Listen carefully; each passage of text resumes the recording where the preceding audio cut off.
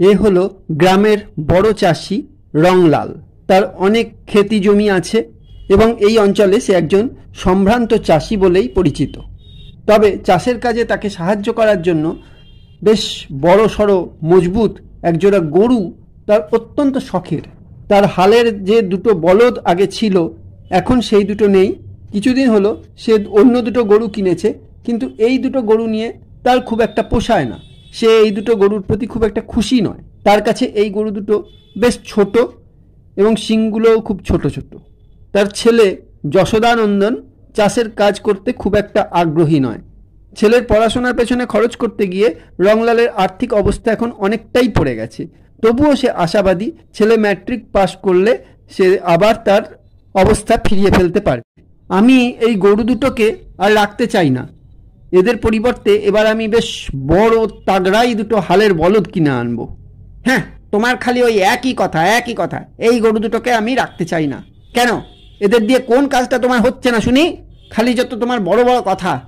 তুমি এক কাজ করো গে, হাটে গিয়ে হাতি কিনে আনো, হাতি। হ্যাঁ, তাই করব। দুপাতা পড়াশোনা করে ভারী বিদ্যা হয়েছে একবারে। চাষ সম্বন্ধে সব বুঝে রেখে দিয়ে বসে আছে। হ্যাঁ, তাই করো গে, যাও যা তোমার ভালো মনে হয় তাই করো। আমাকে কিছু জিজ্ঞেস করতে শোনে, যাও। কিন্তু রংলাল মনে মনে চিন্তা করলো যে সে এবার এই গরু দুটোকে বেচে সত্যিই তার মনের মতো একজোড়া হালের বলদ কিনবে। কিন্তু এত টাকা সে পায় কোথায়? একজোড়া বড় সড়ো হালের বলদ কিনতে গেলে প্রায় 200 টাকা খরচ আছে। শেষ পর্যন্ত একদিন রংলাল এই গরু দুটোকে বেচে দিল এবং তাতে 100 টাকা পেল। আর রংলালের স্ত্রী তার হাতে নিজের সোনার গয়নাগুলো তুলে দিল, দিয়ে বলল যে এইগুলো বন্ধক দাও, দিয়ে যা টাকা হবে সেই টাকা দিয়ে আর ওই 100 টাকা দিয়ে তুমি তোমার পছন্দের গরু কিনে আনো গা, যাও। নিজের স্ত্রীর গয়নাগুলো বন্ধক দিয়ে রংলাল আরও 100 টাকা পেল। মোট 200 টাকা নিয়ে সে গরুর হাটে গেল গরু কিনতে। বাহ, কত রকমের গরু এখানে দেখছি, দৌড়োদৌড়ি ছুটোছুটি করছে। কিন্তু আমার জমির হাল ধরতে পারে এমন বলদ তো আমার পছন্দ হচ্ছে না মোটে। আরে বাস, ওইখানে তো দুটো বেশ বড় সড়ো কালো কালো মোষ দাঁড়িয়ে আছে দেখছি। একবার গিয়ে মোষ দুটোকে দেখে আসি। যদিও আমার স্ত্রীর মোষের প্রতি খুব ভয়, মোষ একদম পছন্দ করে না। যাই, দেখা তো যাক। এই প্রকাণ্ড মোষ দুটিকে কেউ দেখলেই আর কিনতে চাইছে না। সবাই মনে করছে যে এই মোষ দুটিকে পোষা আর হাতি পোষা প্রায় একই ব্যাপার। কারণ এদের এত বড় বড় পেট, আর এই পেট ভর্তি করতে যা খাবার লাগবে তাতে তাদের চাষের লাভ সব এদের দুজনের পেটেই চলে যাবে। হাটে হাটে ঘুরে ঘুরে এই বিক্রেতা ক্লান্ত হয়ে পড়েছে। সে চাইছে যে কোনো একটা ক্রেতা পেলেই, যে কোনো দাম পেলেই এই মোষ দুটো সে তাকে দিয়ে দেবে। এমন সময় সেখানে রংলাল হাজির। কি গো, তোমার মোষ দুটো কত করে গো? আগে বাবু, খুব কমে ছেড়ে দেবো। এই 400 টাকা পেলেই দুটোকে দিয়ে দেব। খুব ভালো মোষ বাবু। এদের দিয়ে একবার চাষ করিয়ে দেখবেন, এই 1 হাত করে লাঙলের ফলা জমির ভেতর ঢুকে যাবে। আর যা চাষ হবে না, আপনার ধানের পালা হবে পুরো পাহাড়ের মতো। আপনি মিলিয়ে নেবেন কথাটা। বেশ বেশ, কিন্তু এখন ব্যাপারটা হচ্ছে যে আমার কাছে তো অত টাকা নেই ভাই। আমার কাছে মাত্র 200 টাকা আছে। এতে যদি হয় তাহলে দাও। না, 200 টাকায় কি দেওয়া যায়? ঠিক আছে, তোমার জন্য আমি 300 টাকা করতে পারি, তার কম পারবো না। ওই তো বললাম আমার কাছে 200 টাকা আছে, হলে দাও, না হয় চললাম। তাই তো বটে, আবার তো এদের অন্য হাটে নিয়ে যেতে হবে, খদ্দেরও পাচ্ছি না। যাক, যা পেলাম দিয়ে দিই। আচ্ছা, নাও দাও, 200 টাকাই দাও।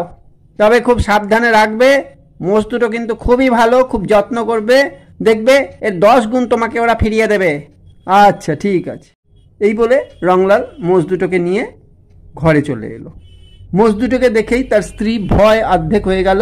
সে কিছুতেই তেল সিঁদুর দিয়ে তাদের বরণ করে গোয়ালে তুলতে রাজি হলো না। এমনিতেই সে মোষ পছন্দ করে না, তার উপরে এই প্রকাণ্ড চেহারার মোষ দেখে সে ভয়ে অর্ধেক হয়ে গেছিল। রংলালের ছেলে যশোদাও বাবার এই কীর্তি দেখে হতবাক। কি গো বাবা, তুমি গেলে গরু কিনতে, আর শেষে কিনা দুটো মোষ কিনে নিয়ে চলে এলে? আর এত বড় বড় তাগড়াই মোষ, এদের তো বিশাল খাওয়া।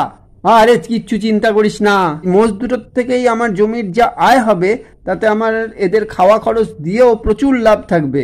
আচ্ছা, হলেই ভালো। তাই মোষ দুটোর নাম তুমি কি রাখবে ঠিক করলে? বাবা, এটা যা কুম্ভকর্ণের মতন গতর দেখছি, এর নাম থাক কুম্ভকর্ণ। বাহ, ভালো বলেছিস। তাহলে তুই যেমন দিলি, এর নাম কুম্ভকর্ণই থাকলো। আর ওইটা, বাবা, ওটা তো একটা কালো কুচকুচে পাহাড়ের মতো। তাহলে ওর নাম থাক কালা পাহাড়। যা ভালো বোঝো। তাহলে একটা মোষের নাম কুম্ভকর্ণ হলো, একটার নাম কালা পাহাড় হলো। এরপর থেকে রংলাল প্রত্যেক দিন মোষ দুটোকে নিয়ে জমিতে যায় এবং তারা লাঙল দিয়ে চাষ করে। 1 হাত করে মাটি এই লাঙলের ফালে গর্ত হয়ে খুঁড়ে খুঁড়ে ওঠে। সে বছর রংলালের চাষও হলো দারুণ। আর যখন চাষের কাজ থাকে না, তখন রংলাল এই মোষ দুটোকে নিয়ে বাড়ির কাছেই নদীর ধারে মাঠে চড়াতে নিয়ে যায়। সারাদিন মোষগুলো মাঠে চড়ে আর রংলাল কাছেই একটা ঝোপের মধ্যে শুয়ে ঘুমোয়। সন্ধ্যেবেলা আবার মোষ দুটোকে বাড়ি নিয়ে চলে আসে। এইভাবে বেশ ভালোই দিন কাটছিল। এর বছর 3 পর রংলাল একদিন মোষ দুটোকে নিয়ে নদীর ধারে তাদের চড়াতে গেছে। মোষ দুটো কাছেই ঘাস খাচ্ছিল আর রংলাল ঝোপের মধ্যে শুয়ে নিশ্চিন্তে ঘুমোচ্ছিল। হঠাৎ একটা অন্য ধরনের ফ্যাঁস ফ্যাঁস আওয়াজে রংলালের ঘুম ভেঙে যায়। সে দেখে একটা বাঘ তার দিকে এগিয়ে আসছে তাকে আক্রমণ করার জন্য। রংলাল সঙ্গে সঙ্গে দেখে বাঁচার আর কোনো উপায় নেই। রংলাল তখন প্রাণের দায় কুম্ভকর্ণ আর কালা পাহাড়কে ডাকতে থাকে আ আ শব্দ করে। আর কুম্ভকর্ণ আর কালা পাহাড়ও প্রভুর এই আর্তচিৎকার শুনে আ আ শব্দ করে তারাও দৌড়ে আসতে থাকে। তারা দৌড়ে এসে বাঘ দেখে থমকে দাঁড়ায়, কিন্তু পরক্ষণেই তারা শিং বাড়িয়ে বাঘের দিকে ছুটে যায়। যতই হোক প্রাণীটা বাঘ, সে পিছু হটেও 1 লাফে কুম্ভকর্ণের ঘাড়ে এসে পড়ে এবং তাকে মাটিতে ফেলে দেয়। সেই দেখে কালা পাহাড় এসে বাঘটাকে শিং দিয়ে গুঁতোতে থাকে। ওদিকে সম্বিত ফিরে পেয়ে রংলালও লাঠির বাড়ি মারতে থাকে বাঘটাকে। এইরকম বিশৃঙ্খল অবস্থায় পড়ে এবং শিংয়ের গুঁতোয় আহত হয়ে বাঘটা সে স্থান থেকে দৌড়ে পালিয়ে যায়। কিন্তু কুম্ভকর্ণ রক্তাক্ত অবস্থায় আহত অবস্থায় পড়ে থাকে এবং রংলালের চোখের দিকে তাকিয়ে সেখানেই শেষ নিঃশ্বাস ত্যাগ করে। রংলাল তখন আকাশ বাতাস কাঁপিয়ে কেঁদে ওঠে।